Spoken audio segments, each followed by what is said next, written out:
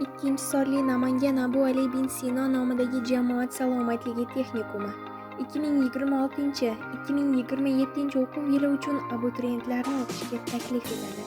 Texnikumda siz quyidagi ta'lim yo'nalishlarida ta'lim olib borib, o'z kelajak kasbingizga poydevor qo'yishingiz mumkin.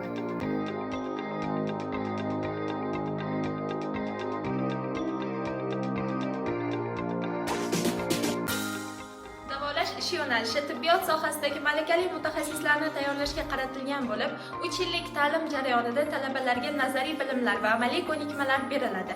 Ta'lim jarayoni amaliyot bilan uzviy bog'langan bo'lib, talabalar tibbiyot muassasalarida va shifoxonalarda malaka oshirish amaliyotlarini o'tkazadilar. 3 yillik o'qishni tamomlashgach, talabalar davolash profilaktika muassasalarida ishlash va bemorlarga sifatli xizmat ko'rsatish ko'nikmalariga ega bo'ladilar.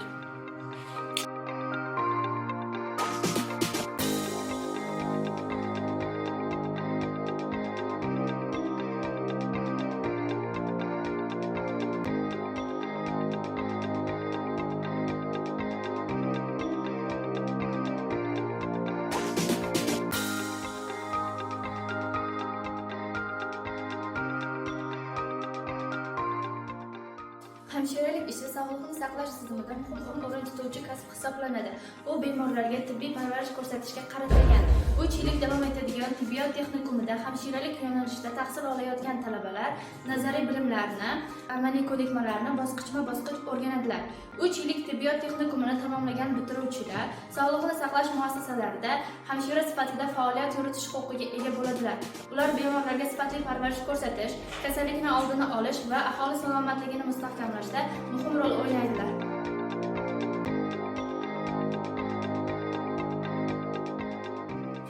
Tibbiyot brigadasi hamshirasi siz mazkur mutaxassislik doirasida tahsil olib, patronash hamshirasi yoki amaliyotchi hamshira malakasiga ega bo'lasiz. Ta'lim jarayonida o'quvchilarga bemorlarga hamshiralik yordamini ko'rsatish, kasalliklarni oldini olish va erta aniqlash, davolash profilaktika tadbirlarini amalga oshirish, sanitariya-gigiyena qoidalariga rioya qilish hamda tibbiy hujjatlar bilan ishlash bo'yicha nazariy bilim va amaliy ko'nikmalar beriladi. Bitiruvchilar qishloq vrachlik punktlari, oilaviy va shahar poliklinikalari, shifoxonalar, reabilitatsiya va ijtimoiy muassasalarda kasbiy faoliyat olib borish huquqiga ega bo'ladilar.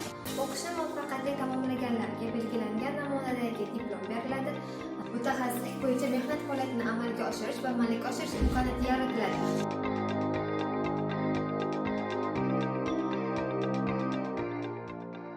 Shuningdek, hamshiralik ish yo'nalishida Germaniya tibbiyot akademiyasi bilan hamkorlikda nemis tiliga ixtisoslashtirilgan guruhlar uchun ham o'quvchilar qabul qilinishi ko'zda tutilgan. Ushbu ta'lim yo'nalishida ta'lim olish davomida nemis tili bo'yicha chuqurlashtirilgan tartibda mashg'ulotlar o'tkaziladi va kelgusida ushbu sohani bitirgan o'quvchilarni Germaniya davlatida mehnat faoliyatlarini amalga oshirishlari uchun zarur shart-sharoitlar yaratiladi.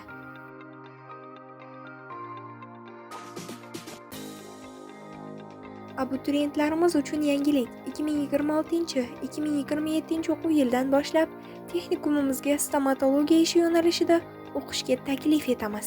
Ta'lim tili o'zbekcha. O'qish muddati 3 yilni tashkil etib, o'qish davomida nazariy va amaliy ko'nikmalar malakali mutaxassislar tomonidan olib boriladi. Ushbu yo'nalishni tamomlagan o'quvchilarimizga stomatolog yordamchisi va tish texnika mutaxassisliklari bo'yicha diplomlar topshiriladi. Ushbu yo'nalish uchun qabul kvotasi 30 nafarni tashkil etadi.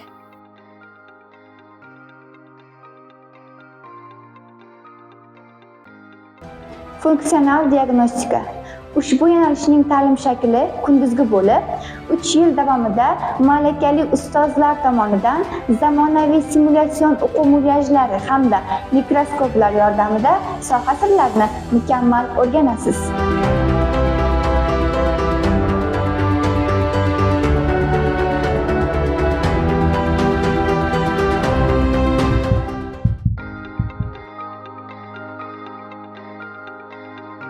Ishlash davomida o'qib, sanoat farmatsiyasi yo'nalishida diplomli bo'lishga nima deysiz?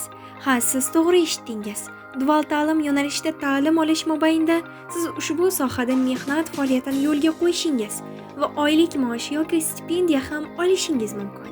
Sanoat farmatsiyasi yo'nalishida zarur bilimga ega bo'lgan kadrlar bugungi kunda yuqori maoshli soha vakili ekanliklari hech kimga sir emas.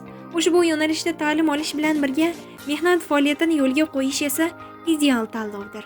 Ta'lim yo'nalishlari haqida ko'proq ma'lumot olish uchun texnikumning rasmiy veb-sayti va ijtimoiy tarmoqdagi sahifalarini kuzatishingiz tavsiya etiladi.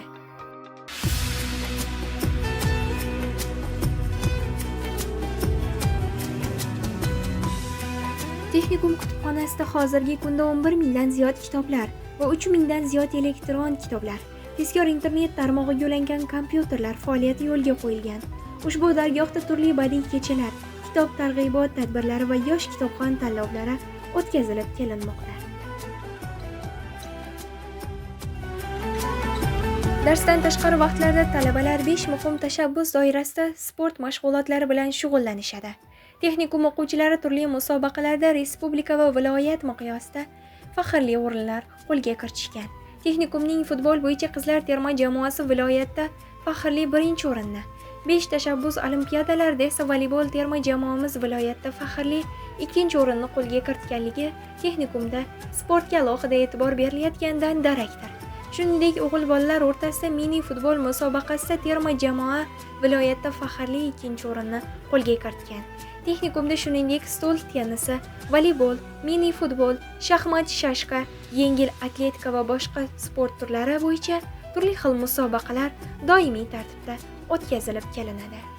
Shuningdek, bizning texnikumda 5 muhim tashabbus doirasida o'quvchilar darslardan tashqari bo'sh vaqtlarini yanada samarali o'tkazish maqsadida gitara, fortepiano va milliy xonandalik to'garaklariga qatnashishlari mumkin.